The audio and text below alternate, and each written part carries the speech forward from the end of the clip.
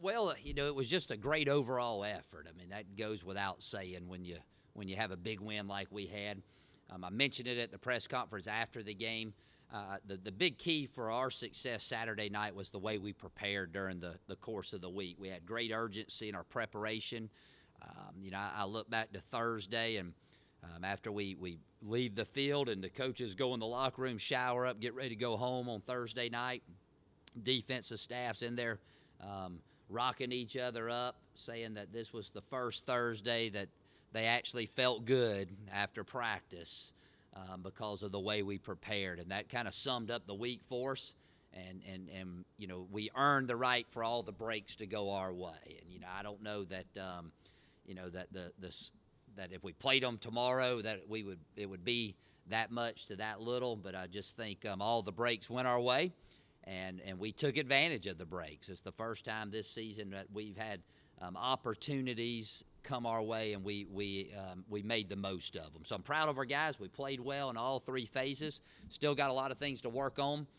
One thing, though, I can say that's been consistent with the entire season is that lack of effort has not been an issue. Lack of execution has, and as long as you play hard and you continue to work hard each week and you want to do good, a lot of times it'll turn in your favor. And the other night, I'm hoping is a sign that our season's turned for the better. And also, like I said, each week, I think we're very close to having a good football team.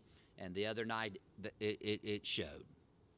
So I'll open it up for some questions. I know y'all are a long ways away from me today. They got me sitting all the way back here against the backdrop. But y'all fire away, and I'll answer them the best I can. Talk about the kind of year Walter Powell is having and the way he just kind of set the tone the other night. I mean, the first half, it was like it was his game for a while. He's a guy, I talk about it each week. He's a great competitor. He works hard every day.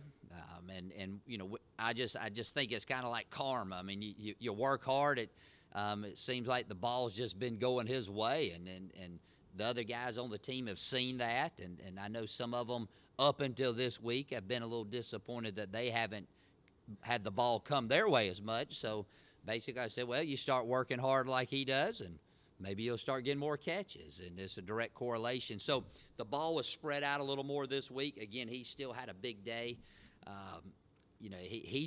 He really showed up to play more than normal. I mean, before the game, he gave I guess you'd call it a pep talk to the team.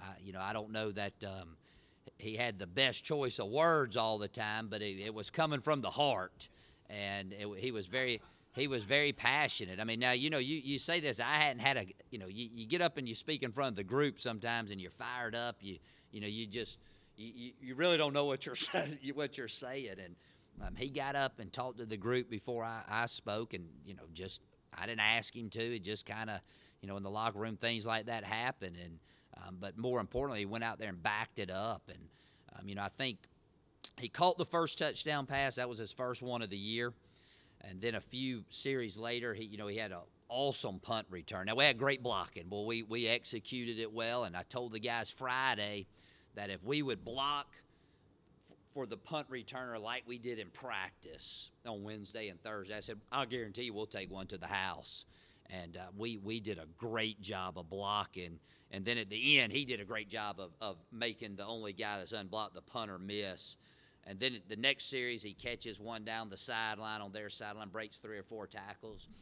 He was just like a man possessed there for a couple series. And so he walks the walk and talks the talk. He can do it all. And so he's really been playing well, and he's become a good leader to the team.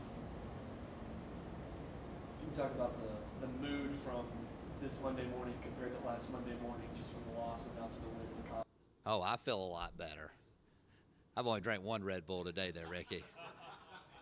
If I had to go another week like that, I don't know. I may not have been able to sit in here and carry on a conversation with you. But the thing about it was, I don't know if we were just tired, last night, but we were excited. You could tell a difference in the mood. The coaches, we coached hard again. I mean, I don't know that you would have known the outcome of the game by the way we coached them.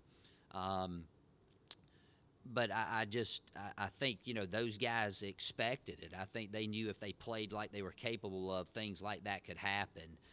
So from that standpoint, it's good. But again, you better enjoy every victory. And I learned that.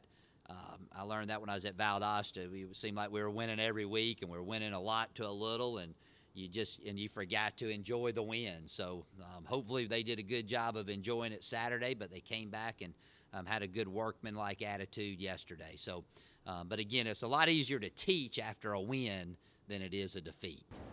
Do you think the players felt any added pressure going into Saturday's game? I don't know. I don't ever ask them. If it becomes a life or death game, I shouldn't even use that's not a very good term, because football's never should ever get to that point. But if it's a game that you must win in order to stay in the hunt, I tell them. And that wasn't one. I know Neil always says that he always says that was one, because nobody ever wins the conference after having 2 defeats, and I think they did last year, Neil. But we're not to that point yet. I mean, it would help. I mean, we control our own destiny. If we continue to play well, we got an opportunity to reach our goals. But I think it was a turning point in our season from the standpoint of, well, we're going to go out there and play the best we could play. And that was our theme throughout the course of the week. It wasn't about who was going to win the game, what the outcome was. And we talked about that. I said, I don't care about the outcome of the game. I said, I want to win. But I said, I want us to go play as good as we can play this week. Whatever happens, happens. And we did. And it showed that if we play well, we can win. And we'll go about it the same way this week. Play the best you can play. And that's all we can ask. And that was a disappointing thing with Eastern Illinois. I don't think we played as good as we could play. Hope that answered your question. So from the standpoint of the turning point, it had to be the turning point. You play the best you can play, or we're going to start finding some other people to go in there and play. That was a shot I was throwing at you there, Neil. Talk about the 0 penalties. I've never seen a game where any team had no penalties. I can't recall ever having one like that. We were just more focused. We hustled better. We got in better position. And it was just you could just tell we were just very disciplined in everything that we did, and that was very good to see, because that was a big point of emphasis for us going into the game. Had 0 sacks against starting quarterback Casey Brockman, 200 yards rushing. What do you see out of your offensive line after this week? Well, we still missed some things up front and whatnot, but we really, what we did is we just simplified what we were doing. If you're not firing on all cylinders, worst thing you can go out there and do is start putting a bunch of new stuff in. You got to go back to the basics. So we did that. We let Casey have some quicker reads that he executed extremely well. We caught the ball well, so we're able to get the ball out faster, and then getting the running game going. If you run the ball, you can do a lot of things. And I think having Jamal and Brady played extremely well, and moving Morrow out wide, and we got to figure out a way to get him the ball more. But allowing those 2 guys to get more of a rhythm in the game was very beneficial to that running game. How is their practice like with their own, spot competition? I mean, what do you see out of those guys? Well, they pull for each other extremely well. I know Brady, on the last touchdown that he had to make it 70, first guy down there to give him 5 was Jamal. And Brady's always keep knocking on wood. Hope he keeps doing it. But even when we had Mike would rush for 250 yards, and he'd get him a touchdown. But Brady seemed to, at the end of the day, he'd have like 10 yards rushing, but 4 touchdowns. He was kind of the touchdown guy. And Brady's playing well, Jamal's playing well, and they both feed off of each other, and they both understand not one guy with the pace that we play can physically play well for the entire ball game. So they understand that, and then when it's the other time guys to go in, they're sitting over there cheering him on and waiting for their opportunity to go back in the game. With Jamal and Dwayne playing so well, is this one of the best backfields you've ever been around or associated with as a coach? They're good, but you never saw us play at Valdosta State. We had some good ones there too, yeah. They've only done it for a couple games, yeah. So they're not the best yet. Talent-wise, though, can you see them? Well, time will tell. Time will tell. Do you see this team still searching for its identity? It seems like we've seen 5 different performances out of your team this season so far. Well, no, the identity's there. I mean, they know. I don't think we've played well the entire time. But you also got to realize this too. Now, I mean, you know, we're still a team in progress. We're still a program in progress. All right, we have deficiencies that the great teams don't have. That we kind of have to mask and whatnot. But we do a lot of good things that the great teams do as well. We've played some tough games early in the year, and we've been on the road a bunch. And I don't care who you play. Anytime you go on the road, it's always very difficult. It's just the first time that I think we've all come together, played with great confidence, and played like a team. And I think that's the biggest thing. We had great teamwork the other night, and that was the difference in the ball game. And that's what we've been lacking up to this point. We hadn't had everybody truly believing that they can do their job. And the other night we did. And again, Jordan Benton, great for you. Can you talk about that? Yeah, Benton, I tell you what, I've been really pleased with him.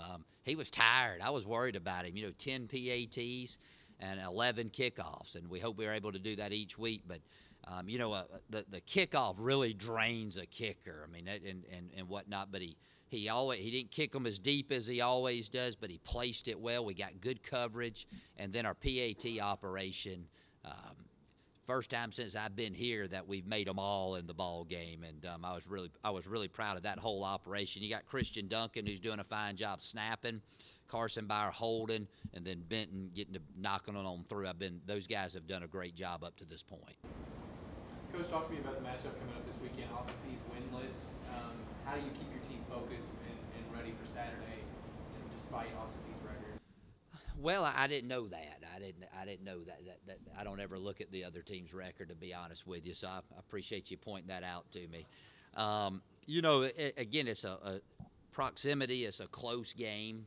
It's a rivalry game. I know in basketball. I mean, I've been here long enough to know that's one of the biggies. We've had success with them the past couple of times we've played them. But the scores hadn't been indicative of how the games, I think the past 2 games have been a lot closer than the score indicated. Last week, we didn't hardly ever talk about Tennessee Tech. Not one time did I bring up the Rogers kid to the team, that great receiver that they had that we were fortunate enough to hold into check. It was about, man, let's do what we do and let's do it the best we can do. And so we're going to go about it again that way this week. What do you expect to see out of their offense this week? The thing that they do, they run the ball extremely well. I mean, they like to run the power game, and they run it out of a lot of different formations trying to get you not to line up properly. Quarterback was hampered last season, but I think he's a good player. So we got to do a good job of lining up. We got to stop the run. I mean, if we don't do that, it'd be a long day. And then defensively, they do some stuff that gives us trouble because of the screen game that we like to have and whatnot. So, I'm expecting a tough game. I mean, again, you're on the road, conference game. The big thing with me is I want to see us improve over last week's performance. From an injury standpoint, any injuries sustained in this game? I don't have a policy whether I should be talking about that or not, do I, Neil? Huh? No, I'm teasing you there, Neil. But we need to get a policy I've never really said whether I would mention that or not mention that. Most coaches just go day to day, and no matter what it is, whoever it is day to day. They're all day to day. We all are. I hope to get Mahoney back this week. We'll find out. We'll find out Tuesday. We'll start working him back in, see what he can do. Josh Manning did not play this past week. I told you early in the week he was questionable. He's a lot better. Is he going to be good enough to play this week? Do not know yet. I still think he's on the fence from where he's at. And then other than that, we should be full speed. Doug McWhorter's been out several weeks. I expect him to be out one more week. And again, he was down the line. He got hurt Florida State game. But other than that, I think, we're beat up, we're nicked up, but, again, knock on wood, we've been in good condition, and our guys have been able to battle through a lot of nicks and bruises that have held them out in the past. Mahoney was in a boot. Was it a sprain or was it something more serious? No, it's just a sprain. It's a sprain. But, we when they're not doing anything, anybody like that's in a boot just for precautionary reasons. In fact, my leg hurts a little bit. I may go put a boot on myself just to keep so I can run out on that field Saturday night. But that's been the deal though, Neil, about all the the deals and whatnot. But I have no problem talking about it. I'm just giving you a hard time. Anything else? All right, thank y'all.